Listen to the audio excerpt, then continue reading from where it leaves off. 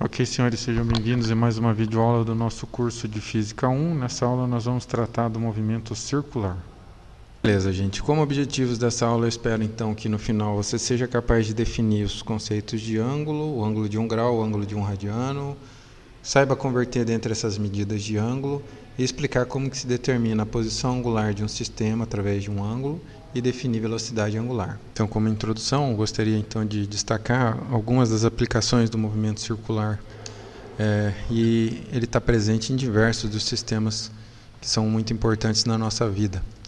Como exemplo, a gente pode citar aí o mecanismo de transmissão de movimento de um motor a combustão, que está diretamente ligado à embreagem, né? Aí temos uma vista ampliada. O mecanismo de leitura, gravação e gravação de dados em um CD, que também está baseado aí, depende da rotação do disco rígido. E também, por exemplo, no mecanismo de transmissão de movimento que a gente tem na bicicleta, né, na qual o giro que é impresso aos pedais pelo ciclista vai ser transmitido às rodas através dessa corrente aí e da coroa e da catraca. Então perceba como eles estão aí espalhados em diversos eventos, né? E o conhecimento dessas rotações então vai ser importante para a gente compreender diversos eventos correlatos além das rotações propriamente ditas. Bom, então a gente vai começar estudando aí ângulos, que vão ser o conceito básico que nós vamos precisar para o desenvolvimento dessa aula. A importância deles é que as rotações que caracterizam os movimentos circulares são medidas por ângulos. Então, daí a gente ter que conhecer esse conceito para poder prosseguir. Há diversas controvérsias a respeito da definição de ângulos, mas vamos adotar uma que seja bem simples e que vá nos servir aqui. A gente vai considerar aqui são ângulos as regiões do plano compreendidas entre duas semirretas com a mesma origem, como está exibido nessa figura aqui. Então deixa eu destacar, pessoal, que o ângulo ele é na verdade uma região do plano, né, que fica contida por essas duas semirretas que têm a mesma origem comum. Essa origem comum é, aliás, denominada de vértice do ângulo, tá? Então fica definido aí o ângulo como sendo essa região do espaço. A notação, ou seja, a representação dos ângulos é feita por letras gregas minúsculas ou pelos pontos que estão contidos no plano. Desculpa, que estão contidos no ângulo. Então, na figura anterior, por exemplo, o ângulo alfa é também possível de ser representado pelos pontos A, O, B. Então, vamos voltar aqui a figura só para destacar, né? Esse ângulo pode ser representado pela letra grega alfa ou por AOB. Detalhe aqui que o O é o vértice onde a gente coloca o acento circunflexo, tá? E aí a gente já pode falar no ângulo de 1 grau. O que vai ser esse ângulo? Então a gente vai considerar que num círculo dividido por 360 partes iguais vai ser um ângulo de 1 grau, né? Aquela região compreendida determinada, né, por duas dessas subdivisões. É o que está aparecendo aqui nessa figurinha. Então veja como é pequenininho esse ângulo de 1 grau, porque ele é apenas uma dessas 360 subdivisões aí que o círculo foi, no qual o círculo foi particionado, né? E o ângulo de 1 radiano. Então existem outras formas de se medir ângulos que não graus. Então existe o radiano, existe o grado. E o radiano é em especial importante nas rotações, no movimento circular, porque ele vai permitir relacionar grandezas lineares com grandezas angulares. Então a gente precisa conhecer também esse ângulo de 1 radiano. Então vamos lá. Vai ter um radiano, um ângulo, cujo arco de circunferência por ele delimitado tem o mesmo comprimento do raio dessa circunferência, tá? Então aqui na figurinha, na tela, vocês podem visualizar o ângulo de 1 radiano. Perceba aqui que esse raio é de uma unidade e que o comprimento desse arco determinado por esse ângulo também é de uma unidade. Então, esse ângulo é de 1 radiano. Assim também pode-se verificar que ocorre no outro ângulo aqui, cujo raio tem 2 unidades de medida. O arco compreendido por esse ângulo alfa aí também tem o mesmo comprimento 2 desse raio. Portanto, trata-se do mesmo ângulo, de 1 radiano. Então é assim que a gente define o ângulo de 1 radiano, se esse comprimento aqui, do arco for igual ao comprimento do raio, que é determinado por esse ângulo, então esse é um ângulo de 1 radiano.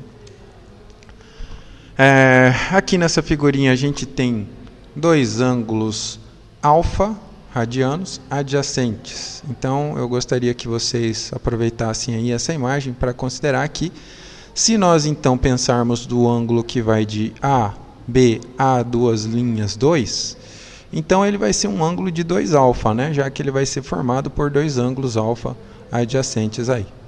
Isso vai ser importante para a sequência, né? Então perceba o seguinte, nessa figurinha aqui, vamos voltar a ela, se a gente dividir esse comprimento 1,83 por esse raio 3, o resultado vai ser exatamente o mesmo de dividir-se esse comprimento desse arco 3,67 por esse raio que é 6.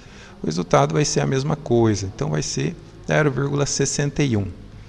E também vai valer para o outro arco, aliás, para o outro ângulo, tá? Se a gente considerar agora esse outro ângulo aqui, se a gente dividir 3,66, que é a junção desses dois arcos aqui, por 3, o resultado vai ser igual a 7,34, que é a junção desses dois arcos, por 6. Então vejam o seguinte, que quando a gente acaba dividindo o comprimento do arco pelo raio, o resultado é um número que é característico desse ângulo.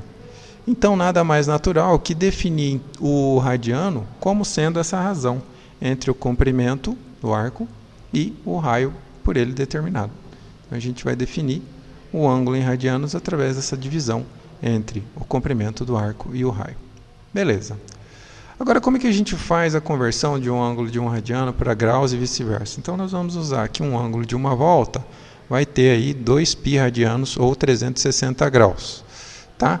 A historinha dos 2π radianos, vocês podem procurar aí o professor de matemática, que ele vai ter as devidas explicações, ou então no YouTube também vocês podem encontrar, mas nós vamos apenas usar aqui para fazer conversões, tá? E aí a gente vai usar isso como relação de conversão para fazer a conversão em cadeia, tá? Um valor de um ângulo em radianos vai ser diretamente proporcional ao valor em graus com essa relação de conversão aí, com essa razão de proporcionalidade, tá? Bom, então vamos aplicar isso. Vamos determinar o valor de 30 graus em radianos. Então nós vamos usar sempre que 360 graus vai estar para 2π radianos, assim como 30 graus vai estar para esse valor que a gente procura encontrar. Então a gente vai estar utilizando, então, usando que isso aí, essas duas medidas, né, elas são diretamente proporcionais. Bom, então a gente vai aplicar a equação 2 e no lugar do ângulo em graus alfa nós vamos substituir 30 graus. E agora a gente pode cancelar o zero e o grau. E, bom, nessa proporção aí a gente pode usar que o produto dos meios é igual ao produto dos extremos. Então 36π vai ser 36 vezes θ vai ser 3 vezes 2π. E aí a gente pode encontrar esse ângulo dividindo toda essa equação por 36, né? O resultado é que ele é um ângulo de π sobre 6 radianos. Então é assim que a gente faz a conversão de radianos para graus e vice-versa. Eu vou deixar essas duas conversões como exercício. E aqui vale a pena destacar que, se for feita uma conversão de radianos para graus, a mesma técnica pode ser usada, mas se o ângulo estiver expresso em função de π, a gente pode usar que π tem 180 graus. Então a conversão fica mais rápida. Como exemplo, vamos ver esse caso aí. Vamos converter π sobre 2 radianos para graus, então eu vou simplesmente substituir π por 180 para encontrar que esse é um ângulo de 90 graus. Então tá bom, então a gente já aprendeu a fazer as conversões aí, agora a gente já pode prosseguir, né? Como exercício vocês vão ter que fazer essas duas conversões de radianos para graus aí. A gente vai começar a tratar da física propriamente dita, nós vamos ver o conceito de posição angular. E aí vamos considerar então que um sistema que estiver girando pode ser localizado através de um ângulo. Esse ângulo a gente vai chamar de posição angular. Então nós vamos inicialmente escolher um sistema de referências. Esse sistema de referências vai servir para a gente definir o ângulo zero, que vai ser em geral um dos eixos. Na maioria das vezes se escolhe o eixo X para isso. Aqui na tela que vocês estão vendo então, é a representação aí de 2 instantes de um cilindro que está girando em torno desse eixo azul, que a gente vai considerar como sendo o eixo Z. Na figura A a gente tem o cilindro na posição em que o ângulo dele é zero, tá? Então esse ponto E está alinhado aqui com o eixo X, que é o eixo verde. E após um certo instante de tempo, o cilindro executou uma rotação e agora é localizada por esse outro ponto aqui, que está a um ângulo de 57,3 graus. Então, essa inclinação, esse ângulo aqui, é a posição angular, é a localização desse sistema que está girando nesse sistema de referências. E aí a gente já pode considerar o que é um deslocamento angular. Um deslocamento angular, em estreita relação com o deslocamento linear, é a diferença entre duas posições angulares, uma final e uma inicial, como está exibida aí na figura 9. Né? Então, eu vou ampliar a figura para ficar mais fácil de se visualizar. Vejam que numa posição inicial, angular inicial, o sistema estava inclinado, tinha girado aí de 57,21 graus. Então, ele estava nessa posição aqui e após um certo intervalo de tempo, ele girou e se encontra agora na posição de 114,59 graus. Qual que foi o deslocamento angular desse caso? Bom, é só fazer essa diferença, né? Então, o deslocamento angular entre essas duas posições foi de 57,38 graus. Bom, gente, agora a gente vai tratar sobre velocidade angular. E aí ela é representada pela letra grega ômega, uma letra grega minúscula. E é uma medida de quão rápido o sistema está girando. Então, quanto maior for o valor dessa velocidade angular, tanto mais rápido o sistema vai estar se rotacionando em torno de algum eixo, né? Ela permite, por exemplo, comparar as rotações de diversos sistemas. Não só isso, mas essa é uma aplicação da velocidade angular. Então, ela permite, por exemplo, a gente resolver de maneira simples questões como essa. Que sistema está girando com mais intensidade? O que se desloca de 41,3 graus em 3,23 segundos, ou o que se desloca de 73,2 graus em 4,39 segundos. Perceba que somente com esses parâmetros, essa decisão é difícil, né? Não é intuitivo conseguir imaginar qual dos dois sistemas está girando com mais intensidade. Mas, quando a gente calcula essas velocidades angulares, a resposta vai ficar instantânea. Então, nós vamos determinar a velocidade angular dividindo um deslocamento angular pelo intervalo de tempo correspondente, ou seja, o intervalo de tempo no qual ele ocorreu. Então vamos fazer exatamente esse exemplo aí. Vamos calcular a primeira das velocidades angulares. Então nós vamos dividir o deslocamento angular de 41,3 graus por 3,23 segundos, o que vai dar um resultado aproximado de 2,7 graus por segundo. Então essa é a primeira das velocidades angulares. A segunda a gente encontra dividindo o outro deslocamento angular, 73,2 graus por 4,39 segundos. Quando a gente fizer isso, nós vamos encontrar aí 16,7 graus por segundo. Perceba o seguinte, perceba que agora fica evidente que o sistema 2 está girando mais intensamente, mais rapidamente. Por quê? Porque no mesmo segundo, né, no mesmo intervalo de tempo, ele vai percorrer um deslocamento angular maior.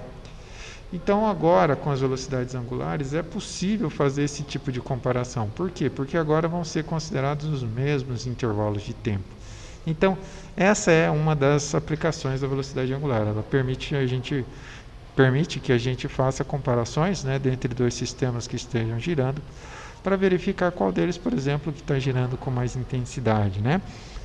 É claro que existem outras aplicações, né? A gente pode usar a velocidade angular para determinar, por exemplo, qual que seria o deslocamento angular em um certo intervalo de tempo, mas eu vou deixar isso aí para os exercícios. Eu acho que essa aplicação é um pouquinho mais intuitiva. Agora a gente vai considerar algumas formas de se medir a velocidade angular que são bastante práticas e por isso bastante frequentes. São elas as medidas em rotações por minuto, RPM, e em alguns casos rotações por segundo, RPS. Elas são particularmente úteis no trânsito, por exemplo, para motoristas que estão meio indecisos sobre qual o momento de trocar de marcha. Isso porque as rotações, né, no eixo de transmissão são exibidas no painel do carro no chamado contagiros, que está nessa figurinha aqui. E elas são em geral expressas em RPM vezes 1000. Então vamos ver aqui ter uma vista ampliada aí da imagem. Isso aqui é o contagiros. Ele vai informar qual é a taxa de rotação do eixo de transmissão em rotações por minuto vezes 1000. Então, se ele estiver indicando aqui o 3, isso significa, né, 3.000 rotações por minuto, tá? E vamos trabalhar um pouquinho com isso, só para tornar esse conceito um pouquinho mais claro, né? Então, vamos considerar aqui que um motorista deva trocar de marcha quando o ponteiro estiver próximo do 3, o que indica que o eixo está perto de executar 3.000 rotações por minuto, né? Essa forma de se medir a velocidade angular, ela é um pouco mais intuitiva que as demais, e por isso ela é empregada com frequência na engenharia. Vamos fazer então uma conversão dessa velocidade aí que está em RPM, de um sistema que se move com uma velocidade angular de 45 graus por segundo. Então nós vamos partir aí dos 45 graus por segundo, e essa vai ser uma boa oportunidade para a gente aplicar a técnica da conversão em cadeia. Então, como faremos duas conversões de graus para rotações e de segundos para minutos, teremos que multiplicar os 45 graus por segundo por 1 duas vezes.